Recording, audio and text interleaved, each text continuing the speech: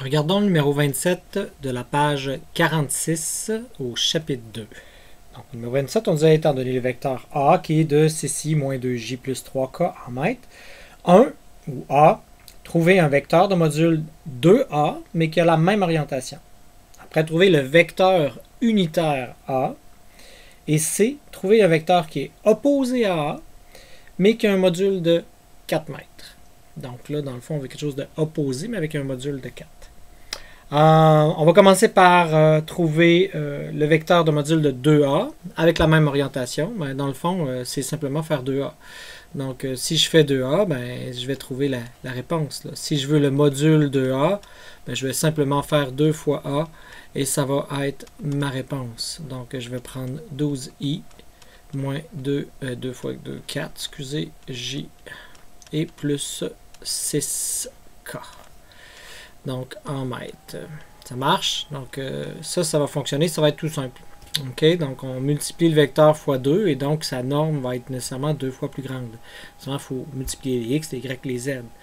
Hein, si vous aimez mieux, c'est comme si tu avais un vecteur qui était dans cette direction-là et tu veux que la longueur soit 2 fois plus grande. Ben, dans le fond, c'est comme si j'additionnais à lui-même la même chose que lui. Donc, si j'additionne à lui-même la même chose que lui, ben, ça va faire 2 fois plus long en tant que tel. Donc, c'est pour ça que 2A de module représente A plus A, ou c'est mieux 2 fois A. Bon, maintenant, on veut trouver le vecteur unitaire dans la direction. Donc, pour trouver le vecteur unitaire A, donc le vecteur unitaire A, ce que ça représente, c'est que je veux 1 dans la direction de A. Je veux 1 dans la direction de A. Ça veut dire que si j'ai un vecteur qui a une direction qui est A comme ça, et je veux savoir 1 dans cette direction-là, c'est combien, dans le fond? 1, ça va être la même orientation, nécessairement, mais qu'est-ce que ça va être, donc? On sait que ça va être une proportion de ce qu'on avait, ça veut dire que c'est une proportion de 6, moins 2 et 3 qu'on va retrouver ici. On a nécessairement la même proportion, donc 6, moins 2 et 3, mais en vrai, on veut s'assurer que le module donne 1. Donc, pour ça, dans le fond, ce qu'on va faire, on va trouver le module de A. Puis après avoir trouvé le module de A, on va diviser chacune des composantes x, y, z par le module. Et automatiquement, si je faisais Pythagore de ça, je trouverais 1. C'est un peu ça le concept. Fait que ce que je vais commencer par faire, c'est trouver le module de A. Je sais que le module de A, ben, ça va être, dans le fond, la racine carrée de... On a 6, 2 et 3, donc 6 au carré, plus moins 2 au carré, plus 3 au carré, racine. Donc, 36, plus 4, plus 9, donc ça fait 49, racine, on arrive à 7. Donc, ce que ça veut dire, c'est que si je veux savoir le vecteur unitaire A, ben, je vais prendre exactement ce que j'avais, c'est-à-dire 6, mais je vais le diviser par 7 en x. Je vais prendre moins 2, mais je vais diviser par 7 en y. Puis je vais prendre 3, puis je vais diviser par 7 en tant que tel en k. Puis je pense que vous avez compris que si je fais 6 septièmes au carré, plus 2 septièmes au carré, plus 3 septièmes au carré, puis je fais la racine carrée de ça, ben ça va me donner 7 divisé par 7 en fin de compte. Là. Ça va me donner 1.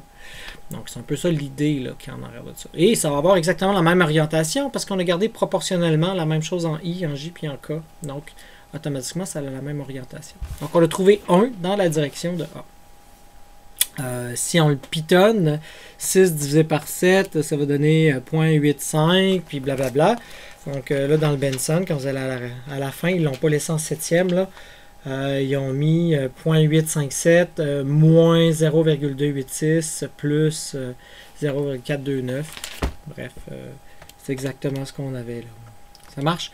OK. C.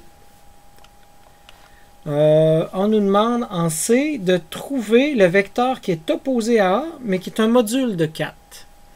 Donc, je veux trouver opposé, ça veut dire que c'est totalement à l'opposé. Mais dans le fond, pour trouver l'opposé, c'est toujours faire le moins du vecteur. En faisant le moins du vecteur, ça l'oppose. Donc, je sais qu'il faut que je fasse moins la notion de A, mais je veux 4 fois, je veux que le module donne 4 mètres.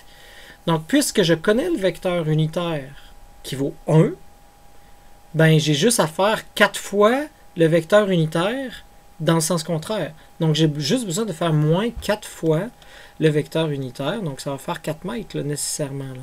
Donc, 4 fois 1, ça va donner 4 mètres.